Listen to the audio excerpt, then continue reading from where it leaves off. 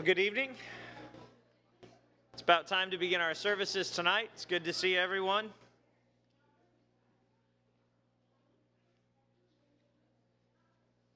I have a couple of announcements, not many this evening. One thing that you may know is that many of our families are going to be traveling to Atlanta starting tomorrow for Lads to Leaders, so please keep everyone in your prayers for safe travels and safe return. Also, mark your calendars for the Lads to Leaders wrap-up following morning services on April 19th. April 19th, after Sunday morning services, we'll do our Lads to Leaders wrap-up. And then we will have a snack fellowship and wedding shower following evening services on April 12th for Skylar and Gracie, and make plans to attend that. We're looking forward to welcoming them both here. And I have a couple of cards to read, or one card to read from Sue Doran.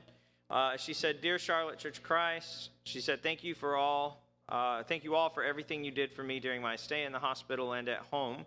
Your prayers, cards, calls, and visits were deeply appreciated. In Christian love, Sue."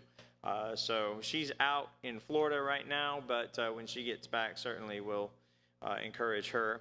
Also, Alma sent me a prayer request, or gave me a prayer request tonight. She said her next door neighbor, Edward McDougall, has cancer, and it has spread to his bones, and he's very sick. And so she asked that we remember him in our prayers as well. This time I'm going to turn it over to Will, who will be leading us in our singing tonight. Thank you.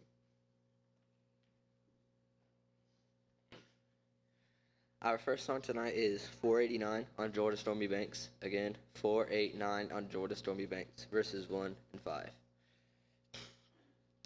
Let's sing. On Georgia stormy banks I stand and cast a wishful eye to Canaan's fair and happy land, where my possessions lie. We will rest in the fair and happy land by and by, just across on the evergreen shore. Sing the song of Moses and the Lamb by and by, and dwell with Jesus evermore.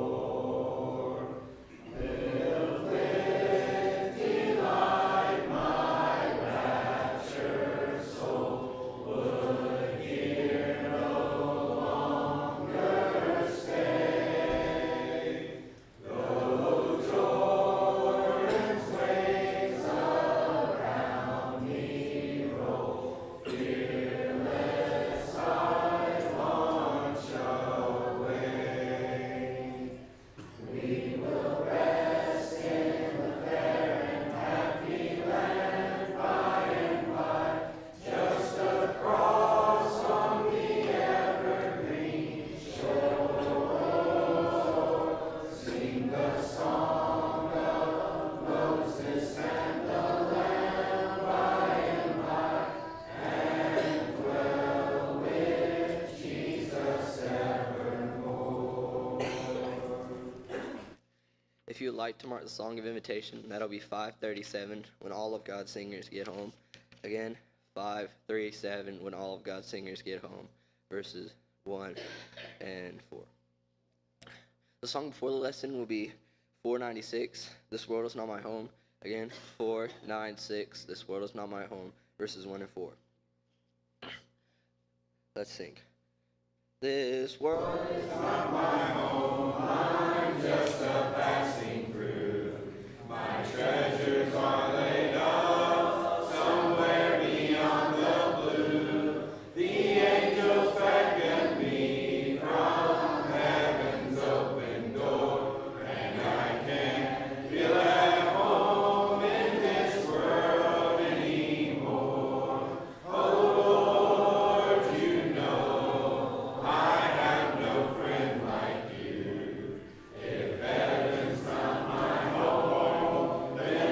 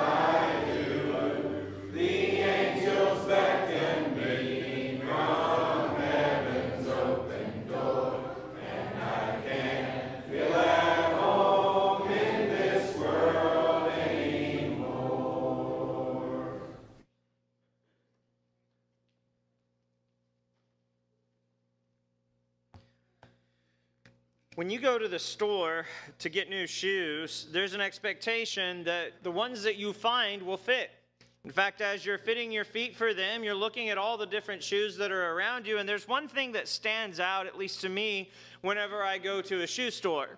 And that is that there is one singular shoe on display so that you can get an idea of the pair that you are looking at. Now, this is problematic for me as someone who is young because I thought, wait a minute, I thought you're supposed to get two. And so I understood that, okay, well, when you buy shoes, you get two. You get one for each foot. They are a pair. They go together. Many things come in pairs in this life. We know that you have to have peanut butter and jelly. We know that you have to have milk and Oreos. We know that you have to have bait when you're fishing. All of these things harmoniously fit together. In fact, even in marriage, you have to have a man and a woman. And so it's no real big thought for us to think about what James is talking about in James chapter 2. He says, even so, faith without works is dead. And note how he talks about that. He says, being alone. That is, being by itself. Faith is one of those things that many Christians profess. It's one of those things that many of us say that we have and many of us lean on in difficult times. But I wonder, do we have as much works as we say we have faith? You see, it's easy for us to say that we have faith. We know that James says even the demons believe and tremble. But is it hard for us to actually enact what that faith demands or enjoins on us? I would argue yes, if it is lip service Christianity. Jesus addresses this in Matthew chapter 7, and he says, many will say to me that day, Lord, Lord, did we not prophesy in your name, and in your name do many works? And I will say unto them, depart from me, you who work lawlessness, I never knew you. Good deeds are different than what God enjoins on his people and those that are following him. In fact, in Matthew chapter 5, Jesus addresses this very thing when he says that you are the light of the world. A city that is set on a hill cannot be hid, neither do men light a lampstand and put it under a bushel, but on a lampstand, and it gives light to all that are in the house. He says, let your light so shine before men that they may see your good words and glorify your Father who is in heaven, right? No. See your good deeds and glorify your Father who is in heaven. You and I may have run into many figures in our lives who profess Christianity. In fact, they will argue that they are Christians till they're blue in the face, and then they turn around and go act anything but godly. And we think to ourselves, how is it the case that someone can act in such a way and yet say the entire time that they are God's people?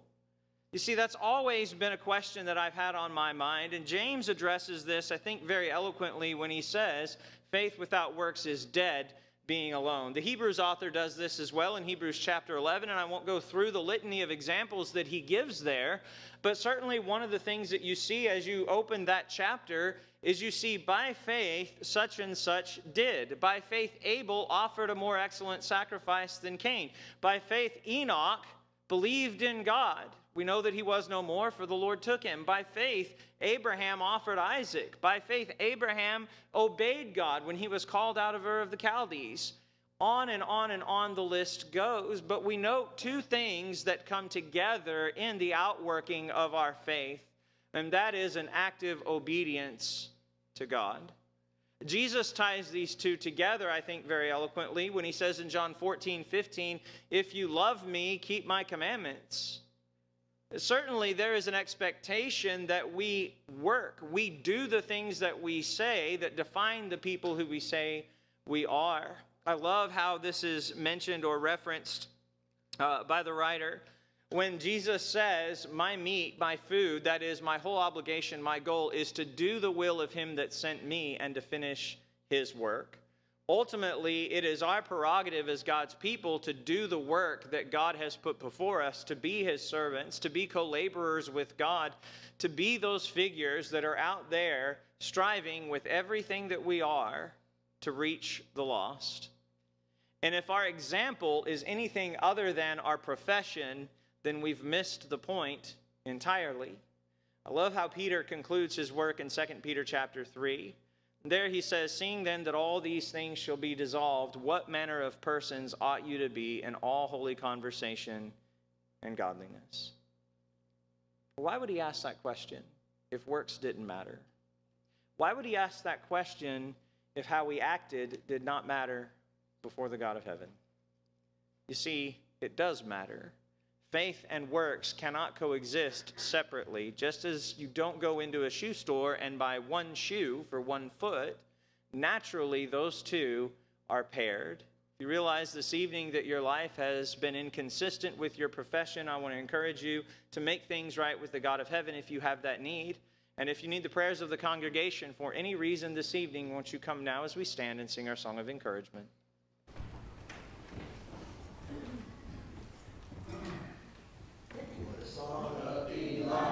In the city so bright, will be black beneath heaven's fair dome. How the ransom will raise happy songs in his praise when all of God's singers get home. When all of God's singers get home, where never a sorrow will come, there'll be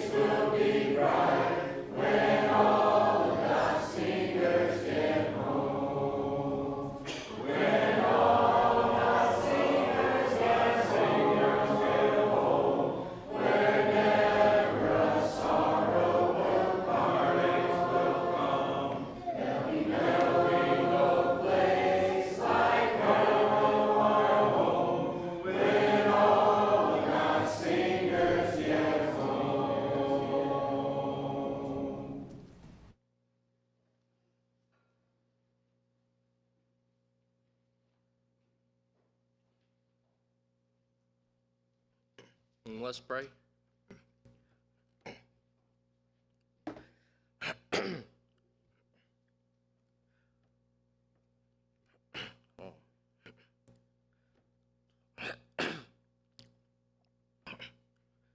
Dear Lord, thank you for this day that you've given us to come here and worship you. Please help us to learn in our classes and take what we learned and use it in our lives. Thank you for getting us here safely. And in Jesus' name, amen.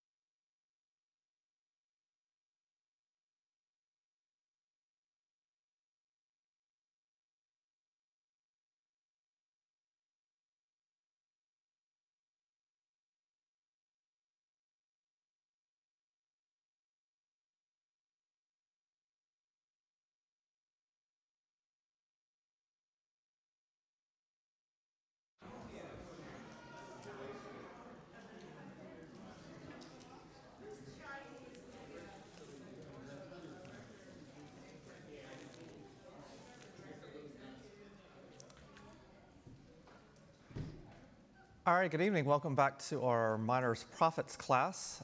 If you didn't pick up a lesson sheet from last week, there's still some, I believe, on that back table, which just sort of gives you an outline of what we'll be discussing through each class period for the next couple of months as we go through, sort of on a topical level, some discussions of the minor prophets.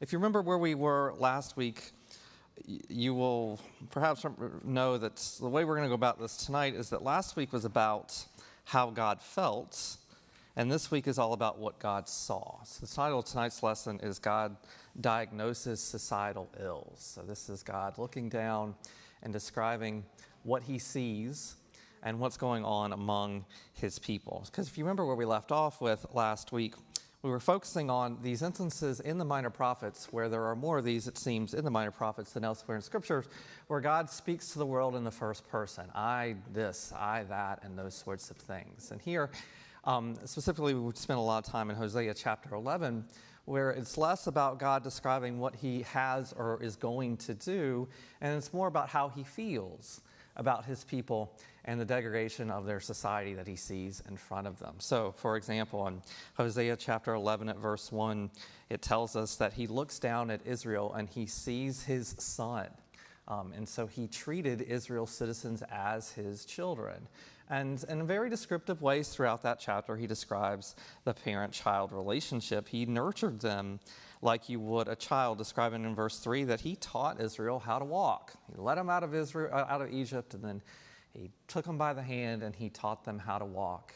Going on to say about them in verse 4 that he bent down and he fed them like a mom or dad would to their little child. So that's his way he felt about the relationship between himself and Israel from the time that it became a nation and sort of grew up and came towards the promised land. But as he continues on in the chapter, as a result of the way they behaved, or more about their lack of faithfulness to him, that he was left disappointed, maybe even betrayed, or feeling of betrayal as a result of how they behaved, saying of them down in verse 7, "My people are determined to turn from me." And so what had developed among them, God saw as it being a desire, not just a desire, a fervent desire, a commitment by the Israelites to turn away from him, whether it be just towards secularism or in many instances directly to false gods and idol worship. And so he says of them at the end of verse 7, "Even if they call me the Most High, he will by no means exalt them." So it reached a point where when they reached out to him, when they called upon his name, that he might no longer be willing to listen. And as we closed with last week's lesson, even though he had these feelings of betrayal or disappointment by the way in which Israel who had been unfaithful to him, they as a result, verses 5 and 6, earned a certain level of judgment. And as he describes in verse 5 and 6, he describes the Assyrians who are going to come in very quickly as it relates to the northern kingdom and sort of take it over. And Israel, the northern kingdom, as it were, would be no more as a result of that judgment. But even though that judgment was in progress of taking place, that doesn't mean he enjoyed it. It doesn't mean that he was happy it was coming. We ended last week reading these rhetorical questions that God asked in verse 8, where he says, "How can I give you up, Ephraim?" And so we spent a little bit of time just thinking about the fact that God found this whole situation quite heartbreaking. And as you continue on to the rest of that chapter, he didn't really want for this judgment to come upon them. He was still hopeful that they might find themselves repenting in such a way that the worst of it, at least, could be avoided. And so last week we were really focusing on what God felt, or how God felt about the situation. This week we have to turn to, well, what is it that God saw in Israel that led him to the kind of complicated emotional situation that he's describing in Hosea chapter 11. And so what is it that God saw in Israel that was so disappointing? What is it that they had done that had earned for them the harsh judgment that was now coming? I consider this week's lesson to kind of be the necessary grunt work of this study, because it's not pleasant.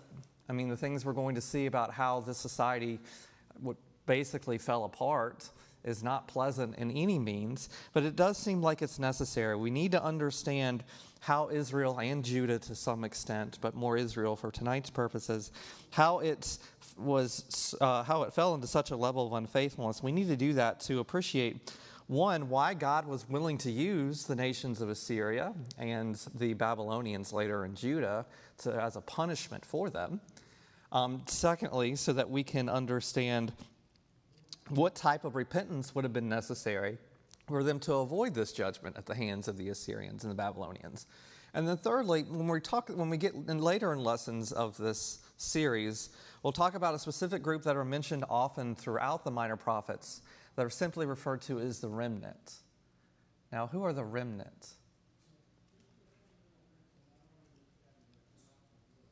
Who are the remnants?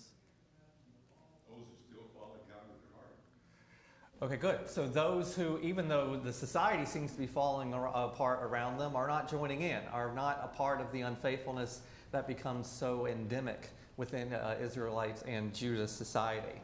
And several of these minor prophets, the remnant is referred to. And so for us to understand, well, what made them different and why are they going to be preserved while everything else sort of falls apart around them, we really need to know why these societies sort of fell apart. At the core of them, why did all of this sort of get as bad as it did? And the prophets we're going to use tonight to draw these lessons out are two. Amos, and Amos chapters 2, chapter 3, and chapter 5. And then later tonight, if we get time, Micah chapter 3. So let's think for a second about who those particular two prophets are. Because if you remember back to our introductory lesson, we understood that these prophets and the minor prophets, these 12, are writing over an extended period of time. Some take place during the times of the divided kingdoms before either Israel or Judah falls into captivity. Some of them are writing during the time of the Babylonian captivity for the people of Judah, and some are writing after Judah is allowed to return home and rebuild Jerusalem. So we're covering an extended period of time, writing to two different nations over several different generations. So we look at the two prophets we're talking about tonight. So first turn to Amos chapter 1. And get sort of the very basics about the man who wrote this prophecy. And so in Amos chapter 1, at verse 1, about Amos we learn a couple things. First, that he is a shepherd. That was his job. He wasn't a professional prophet. He wasn't, as he later says, a prophet, or a professional prophet, or the son of a prophet. This was not his deal. But this was a message had been given to him from God. His profession was as a shepherd, as he would later tell us in chapter 7 at verse 14. He was a fig tree orchard guy. I don't know if you call that person a farmer or what else. Whatever it is that raises fig trees, in addition to being a shepherd, as he describes. This is a man of the soil. This is a man of the earth. This is a working class, blue-collar kind of guy who, as a result of the message he'd received from God, has sort of been commissioned to take on this role of prophesying to the nation of Israel. It's also interesting to note that he is prophesying largely to, or almost exclusively to Israel, but he's born in, or is from the city or this town of Tekoa, which is south of Jerusalem.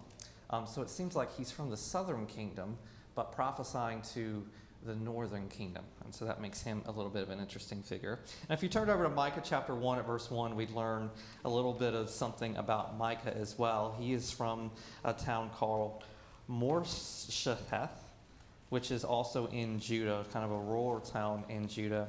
And he sees visions of, it says there, Samaria and Jerusalem, Samaria being the capital of the northern kingdom, and Jerusalem the capital of the southern kingdom. Now, these two prophets are prophesying at about the same time. They overlap a bit, and they're in about the second half of the 7th century BC, which doesn't mean much to us in the abstract other than to say this. Israel is going to fall under the control of the Assyrians in about 722 BC, or around about that time. And so these prophecies take place within that generation, or perhaps one generation before Israel gets carried away into captivity by the Assyrians. And so during the time period that we're going to think about tonight, this is Israel doing pretty well, at least physically and secularly, but very much slipping when it comes to their spirituality and to their righteousness and their faithfulness to the Lord. And what we have people like Amos doing is pointing all of these things out and telling them of the judgment that is to come. In fact, I think it's in Amos chapter 4. Amos describes how there is a lion that is roaring, and those roars are kind of the signal of, hey, pay attention because you have this judgment that is coming against you if there's not a time of repentance. And so that is sort of the role that Amos is going to play. But what we see in Amos, we want to start, like we said in chapters 2, 3, and 5, is what he lays out in these chapters, and throughout really the entirety of the book, or the first half of the book at least, is what went so wrong in Israel. Why their society began to fall apart spiritually. What are the spiritual problems behind the physical what are the spiritual conditions behind the physical problems that arose throughout their society? And I think we can largely put them into 4 categories. And they kind of make a progression if we start from one and go to the others. Let's start, turn over to Amos chapter 3 and look at verse 15. Amos 3 at verse 15. We start here just to notice this one point about Israel at that time. As we said just a second ago, things were going fairly well, physically speaking, in Israel at this time, at least for some part of their society. Now, look at verse 15. That's describing a pretty wealthy group of people. How do we know that? Two homes. Yeah, they got a summer house and they got a winter house. They're doing pretty well, right? If I had a summer house and a winter house, I think I'd be doing pretty well. If you could get out of town, Rock Hill, and go to someplace much cooler in July or August, and you had a house to do it, that would be a nice thing to do. Yes, sir? It describes houses of ivory. I'm sorry? It describes houses of ivory. And there you go. So we've also got the houses are adorned with ivory, and at the end of the verse 15, he describes them as being mansions.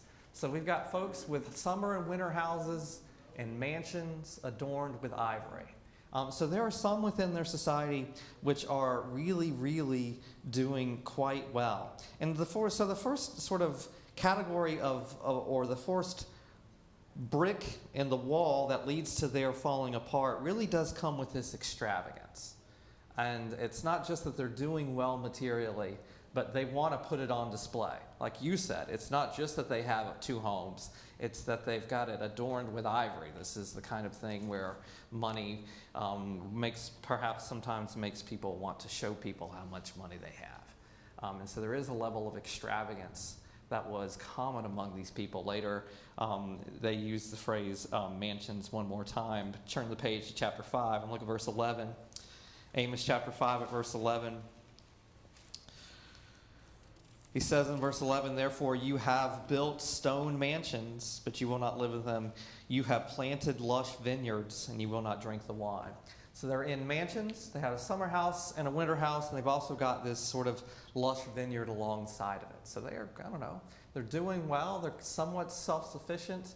They've got everything they need and more than they need. At least some segment of the population is doing quite well. But at the same time, that there are people living in this society that are so rich that they have 2 houses and mansions adorned with ivory. Look, for example, chapter 2 at verse 7. Amos 2 at verse 7. They trample on the heads of the poor as upon the dust of the ground and deny justice to the oppressed. So even though there is a substantial amount of wealth within this society, it is, as is commonly the case, not evenly distributed among its people, right? You can have the people who have the 2 houses and the ivory and the mansions, and you can also have poor people that are being whose heads are being stomped upon. So you have this unequal distribution of wealth within society. And we see this later in chapter 5 at verse 12 and chapter 8 at verse 4, both of them describing just the nature or the extent of poverty that exists within their society. Now, how does a society get to that condition where there is prosperity within the group? There is, however they made their money, and we have no reason to think it was illegitimately gotten, at least in the beginning. They are doing well enough for there to be prosperity across society, but it is concentrated within a small group, and everyone else is kind of left to fend for themselves. Why does that tend to be the way this works?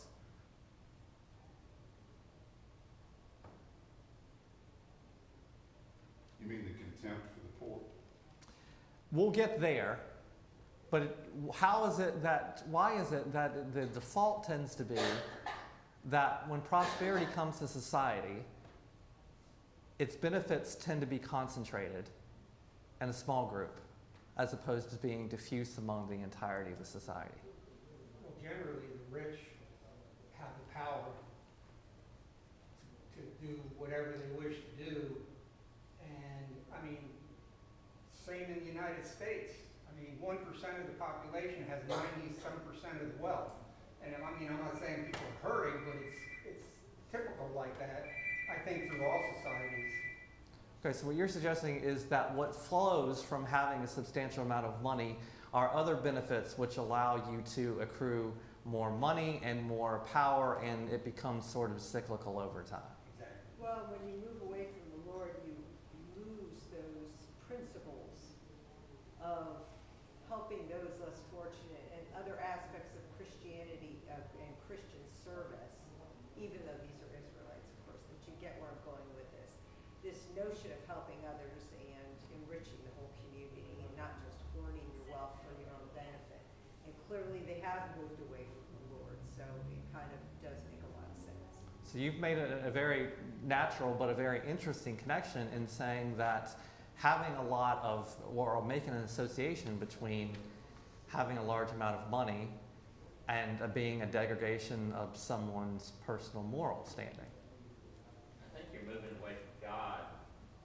So as you start gaining wealth, you start depending on yourself, and you kind of lose focus on God because you're in a society that's mixed with other people that you see that accumulate wealth, and so that you kind of misunderstand what success is and what biblical success is. And that's the reason why Amos had to do what he did, because they were getting away from God and doing what everybody, all the other Gentiles and all do. Okay. Yes, sir. I think certain people becoming especially wealthy is largely a combination of just incidentally landing on a very high quality plot of land / societal position that enables you to get very wealthy, along with just personal endeavors, either moral or immoral. I don't think that trying to attribute certain people being especially wealthy specifically to greed is necessarily fair, because the world collectively is so immoral that I think if the average person was if an average person suddenly made them extremely wealthy, I think that it would expose a lot of the exploitative and greedy potential in them. So it's not so much that there are just certain people who are necessarily more wealthy just because they're more greedy, although that can be a thing, but I think as a general rule, that's not what we should point to as an explanation for wealth. Absolutely. So wealth does not necessarily equal immorality, or doesn't necessarily have to correlate with a person's relative level of moral standing. But it is possible that there can be a correlation between the two. And there being a correlation between the two, what's the next step? You know, that you have more than the people around you. And you know, money can buy you comforts, and money, as you suggested, can sort of yield societal power, and that can make wealth kind of tricky to manage. And it raises questions that you have to answer that maybe the rest of us that aren't wealthy don't necessarily have to answer, and questions like, well, how highly do you value money? What Paul writes in 1 Timothy 6 at verse 10, the man who has pierced himself with many griefs was the person who was, quote, eager for money. It wasn't how much money that individual has, as opposed to how eager that person is to get it. which seems to be the problem as Paul understood it. Or when we read the story of other rich people who had issues with their money in the New Testament, the question they seem to struggle with is this: how or what are you willing or unwilling to do to get more of it? All right, so you've got a lot of money. How highly do you value it? And the second question is, what are you willing to do or what are you not willing to do in order to get more of it? And that was the problem for the rich young ruler, right? So what was he willing to do with it? In that instance, what was he not willing to do with it? Or in the story of the parable of the rich fool, what was he willing to do to maintain it? And so those questions arise for people who have these extensive resources that maybe don't arise for people that don't. But turn the page to Amos 4, verse 1. And see, well, how did the rich among the people of Israel in Amos's era, how were they doing? How were they doing answering those questions? How were they doing in managing their substantial resources? That group, that small group within society that was doing well, were they handling it very well? And as Amos 4, verse 1 says, "Hear this word, you cows of Bashan on Mount Samaria, you women who oppress the poor and crush the needy, and say to your husband, bring us some drinks." What's the point? What's the image that he's giving us here? Wealth brings with it a sense of self-sufficiency. Yes. And when I forget from whence it came, it's easier for me to think of it as my doing. Okay. And that's the parable of the rich fool that you mentioned.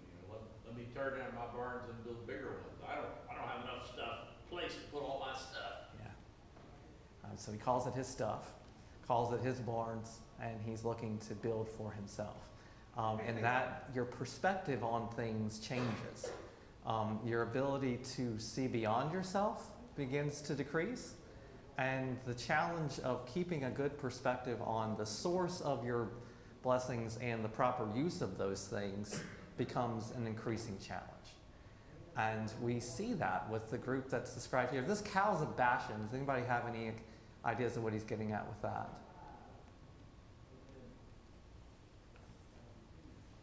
Bashan was this especially fertile region, which made it very good for agriculture uses and for raising cattle. And so these cows were fat. And that's what he's getting at. You fat cows. You are just sitting back there and you're using your relative wealth and easy living, as he describes it there, to both oppress the poor and, quote, crush the needy, and then and say to your husband, bring us some drinks. Like this group in particular is using their wealth to fill a degree of entitlement. They feel that they are rightfully waited upon by the other people around them.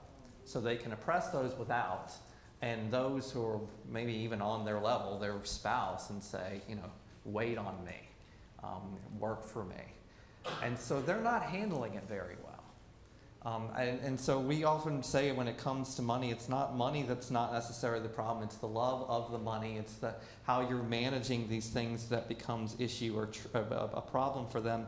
And they were having a big problem when it came to these sorts of things. They sort of didn't really appreciate how it ought to be used, and especially how they ought to treat those who didn't have it. And that becomes really the point that Amos is making more than anything else. It seems like they had crossed an important threshold, as it describes there in verse 1.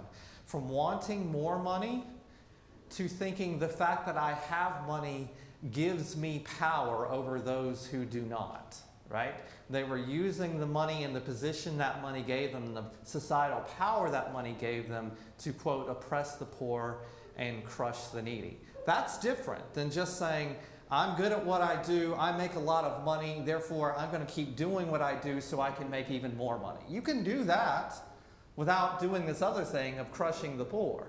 But if you're looking at your life and saying, okay, I've got a lot of money, and I can get more money if I just steal it from the poor guy, now you crossed a very important threshold. And from what we're getting in chapter 4, verse 1, they were jumping over that threshold and seemingly pretty happy to have done so. And so we go from looking at that first part, which is we've got some extravagance within the society, to the second part where that extravagance turns into exploitation. Exploitation of vulnerable groups. Not just that I have money and I would like more, but I would like to have more at the expense of other people. And that was a particular problem here in Israel at the time. Turn back to chapter 2. He uses this figure, and I hope that it's a figure, that it's not literal as he's using it, but it could very well be. But in Amos chapter 2 at verse 6, he describes how the leaders of their society, the rich in their society, had come to view others in the society, those who had less than they had in terms of money or power, and see them almost as commodities. And so in Amos chapter 2 at verse 6, he says, "This is what the Lord says, for 3 sons of Israel, even 4, I will not turn my back on their wrath.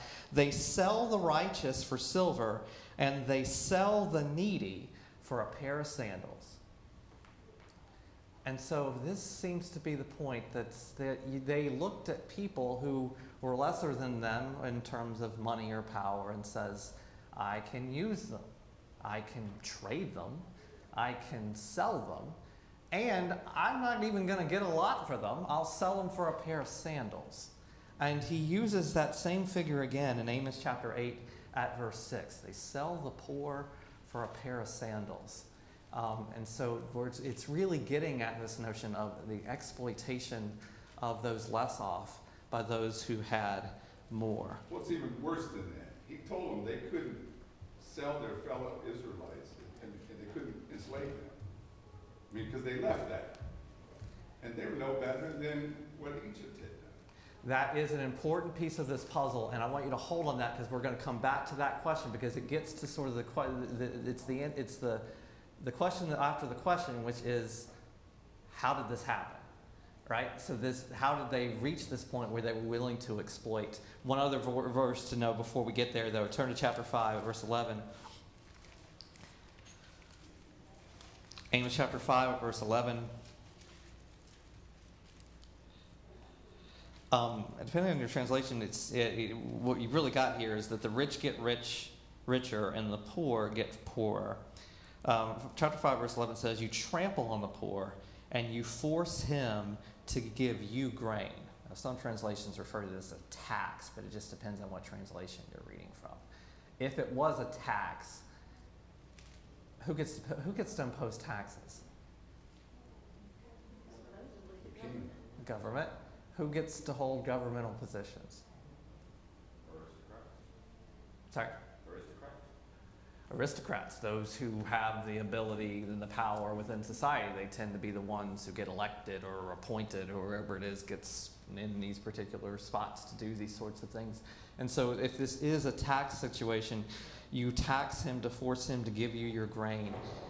Let me ask, that's weird. If this is a tax, is it a regressive tax? You know what I mean by regressive? I only somewhat know what I mean. Cindy knows what I mean. Cindy, tell me what a regressive tax is. It means the poor pay more than the rich. Good. Sales taxes tend to be considered to be regressive. Why? Because those with lesser incomes tend to spend more of their total income on consumer goods, right? So this is a tax on grain. Is this going to hurt the rich person relative to the poor person more, or the other way around? Yeah, so the poor person is going to be spending more of their relative amount of income on grain just to feed themselves than they are on those who are rich and have a lot of disposable income. And so now you have, as it seems to be described here, those rich and powerful in society imposing a tax that is regressive, that is punishing more those who are poor within society. Therefore, the rich get richer and the poor, in fact, do get poorer.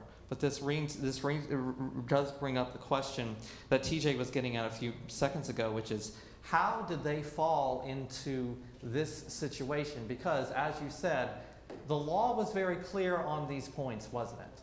This was not the way they were to treat their fellow man. and especially those within their society. There were rules on this in the law of Moses. In Exodus chapter 23 at verse 11, there were protections for the poor within Mosaic law, whether it be allowing them to eat in certain foods that fell from the trees or giving them a particular time to reap from certain corners of the fields and those sorts of things. There were also rules in place about when you went to court, you were not to take advantage of them. There were legal protections for the poor. There were also fundamental examples of this going back in Israel's history. And I'd used this in a sermon a few months ago here, but if you look at Exodus chapter 16, when God lays out the rules for gathering manna, when he was giving the people in the wilderness manna. The rule in Exodus chapter 16 and verse 18 is that you were to gather every day, but at the end of that verse it says, gather in such a way that the person who gathers too much does not have too much, and the person who gathers too little does not have too little. That at least in that one instance there was a relative level of equality that was expected within society and the distribution of resources. And in fact, in 2 Corinthians chapter 8, in the discussion of how we as Christians ought to give, Paul refers back to that very rule at Exodus chapter 16 at verse 18. The one who has too much doesn't have too much, and the one who gathers too little does not gather too little. And yet, Israel now finds itself with the aristocrats at the top, with the power, issuing taxes and stomping on the neck of the poor. How does that happen? If you have wealth, you can turn to the poor near you and give them that old, there but for the grace of God go I. You know, I'm God, I'm not like you. Right. And when you get to that mindset, then you've already lost. You've crossed the threshold. And you have become, has the money corrupted you, or was the corruption there before the money came? You left God before the money came, I think. Okay, so you And think... you left before, long before it gets to this point. Well, and I think what Robin said is people have innate good and bad. And sometimes the same amount of money with one person will not cause them to cross that threshold, but with another person it may, because they have an inner desire different from the other. So money gives you the opportunity to delve into the darkest part of who you may be. And money can seem to get there faster than a lot of other things. We seem to be saying that we think that money is more of a symptom than a cause. Is that fair? I look back at pieces of Israel's history and wonder if they were inflection points in this degradation of their society when it came to the way in which they treat each other, the income inequality, and all these sorts of things. I think back to a passage in 1 Samuel chapter 8. I wonder if it's the way in which they chose to organize their society contributed to this. In 1 Samuel chapter 8, Israel comes to Samuel and says, we want a king. And in chapter 8, verses 10 through 18, he tells them, and Samuel tells them in no uncertain terms, what is going to happen to their society if they choose to have a king. What's that king going to do? Take their money, take their children, take their, and become and they will become servants. Good. He's going to take your money. He's going to conscript your kids to work for him. He's going to take your horses, and it will be worse off as a result. Now, at the end of that chapter, they say, we want him anyway. Now, why? Do you remember what they were specifically saying, the reason why they wanted one anyway? He has one, we want one. Everyone else had one, and he can lead us into battle. And so they were willing to make this exchange. And it was I don't know if it was fully informed, it seemed to be a fully informed decision.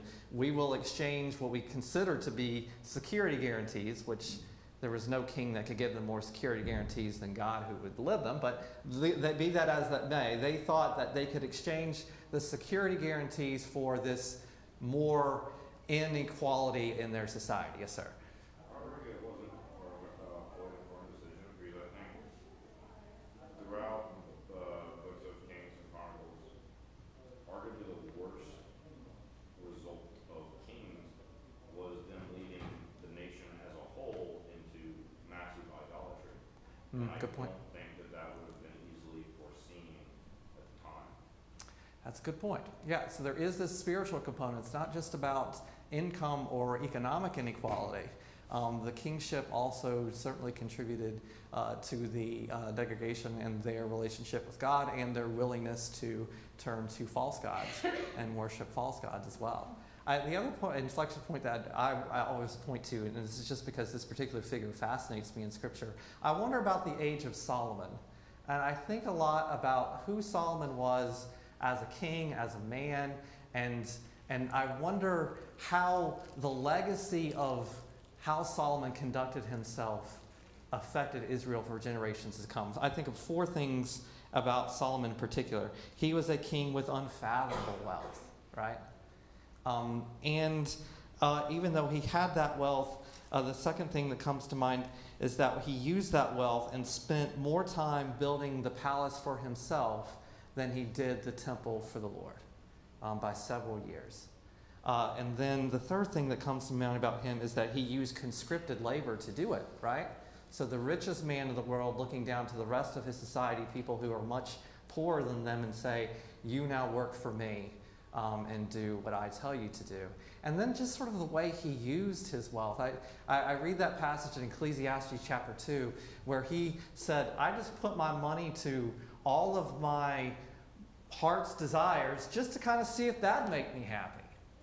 So you've got a man of incredible wealth who would use it more for personal interest than spiritual service, who would conscript people in the process, and who would look at money almost like a social experiment to see if it provided him happiness. And I wonder to what extent and in what ways that affected society for generations going forward. Yes, sir, in the back.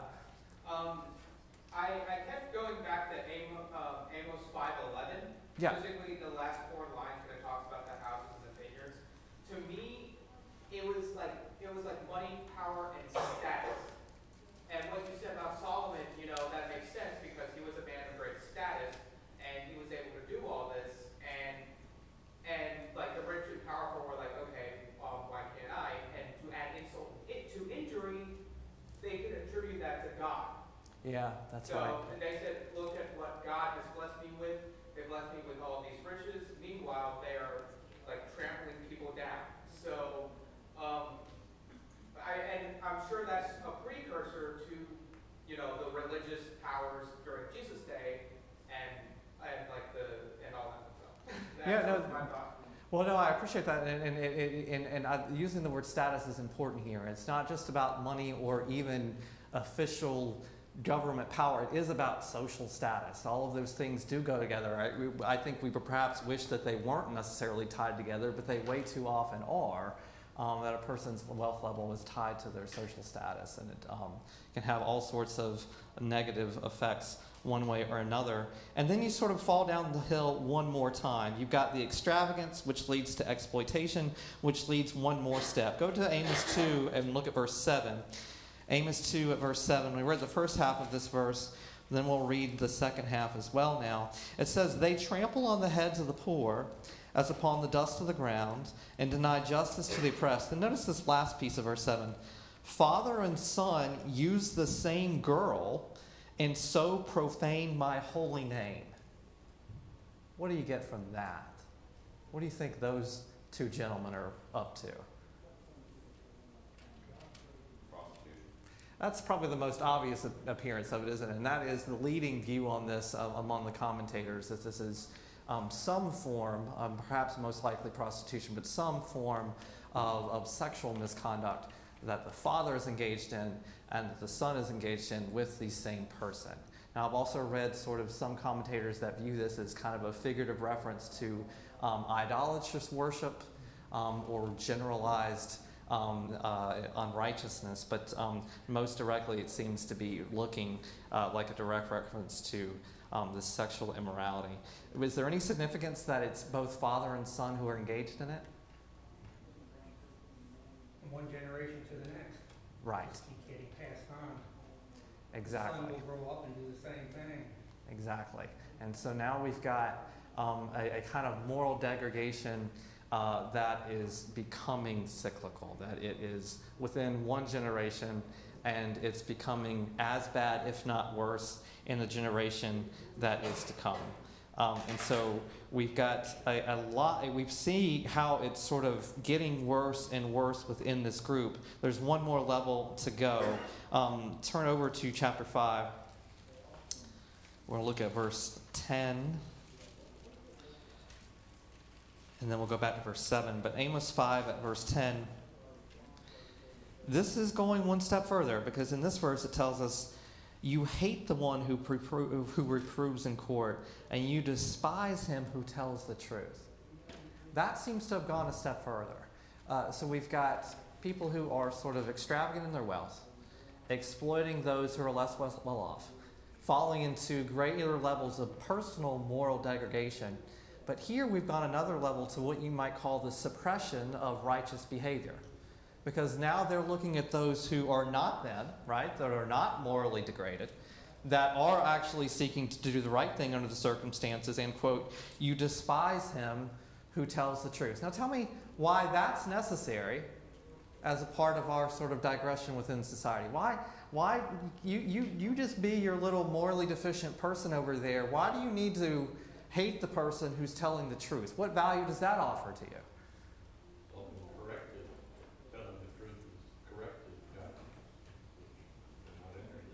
Not interested in correction and actively seeking its concealment. They don't want to hear that. And there is real, if you're in that spot, there is, in their view, real value to getting rid of all of those good people, or getting rid of all of that virtue that is within society, because you are happy where you are, you've got your money, and you are in a position of power where you can stomp on the necks of anyone who might keep you from getting more of it. And you have reached the point in your amorality where you're no longer concerned about respecting any boundaries or any of those sorts of things. And so at this point, you really don't want to hear truth or any sort of things that might stand in your way of exploiting people or getting things for yourself. And so what we see at sort of the bottom of the barrel for Israel is this suppression of righteousness. A couple more examples of this. Look up at verse 7.